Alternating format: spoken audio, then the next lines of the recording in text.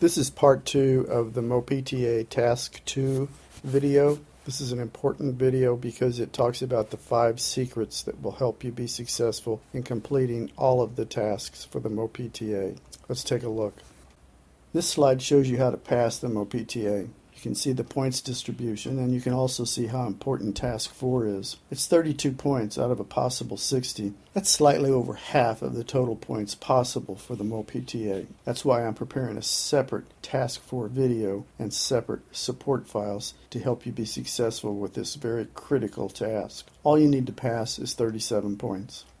Now we're going to begin a discussion about what I call success tips. This is the most important part of the presentation, so please pay keen attention to everything in this part of the video, as it is the most important part. The first tip has to do with organization. I'm going to provide you with a file. It's available for download on this website that has all of the task 2 prompts. Under each prompt there's a space where you provide your response. It's important that you keep all of your responses within that file and identify each response with the appropriate letter. Organization is a key component to passing the MOPTA. In this way, all of your responses to all of the prompts will be contained in 3 files. A file for task 2, a file for task 3, and a file for task 4. All of the responses will be in those 3 files. The artifacts will not be included in these response files. They will be kept separate in a folder on your desktop.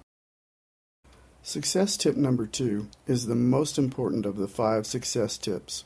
It has to do with reading the prompt and responding to all parts of the prompt. 90% of the MOPTA candidates respond to only part of the information that must be provided in every prompt. I call this key components. It's important to identify the key components of every prompt and make sure that you respond to each key component.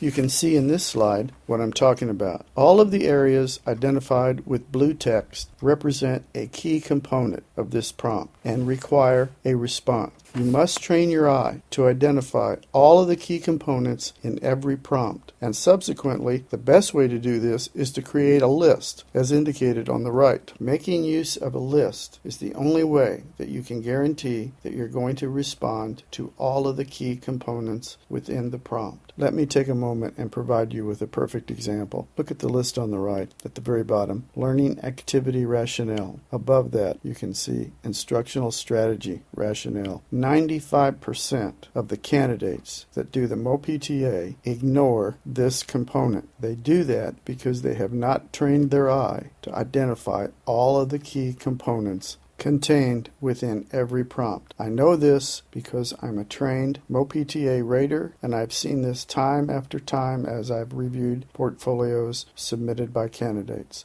Ignoring key components of a prompt will always result in a loss of points and jeopardize your ability to pass the MOPTA. So always create a list before you begin the responses. Train your eye. Initially, these lists will take a little extra time, but as you get used to identifying the key components in a prompt, you will not only move quicker through the MOPTA, but your scores will also be higher.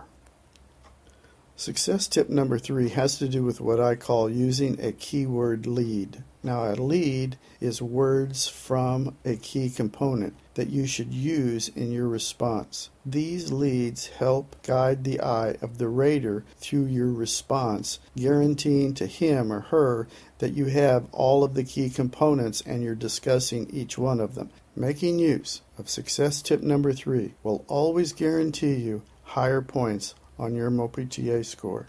Success tip number 4 seems like common sense, but I want to speak to it because most people ignore it. It has to do with writing style. I provided you with some examples there in the slide, but what you have to do with your responses is make sure that you're specific in the language that you use, especially as it's related to key components.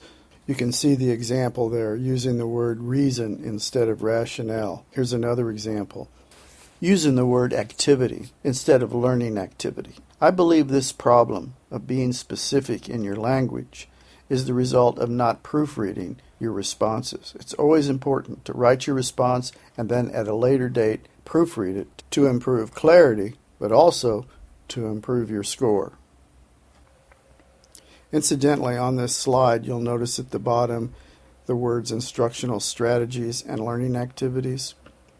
I have noticed on several occasions that people are confused about what is an instructional strategy and what is a learning activity, and sometimes they get them mixed up. So on this website, there are some instructional strategies that you can download and also a list of learning activities, just in case you have trouble figuring out a good instructional strategy to use or learning activity. I've got some examples here that maybe will help you. The last success tip, number 5, is a response to the most common question that I receive from students. How long should my responses be? And frankly, this is a very valid question, because if your questions are too short, that could mean that you're not responding to all of the key components in the prompt, or it could mean that you're not using specific language.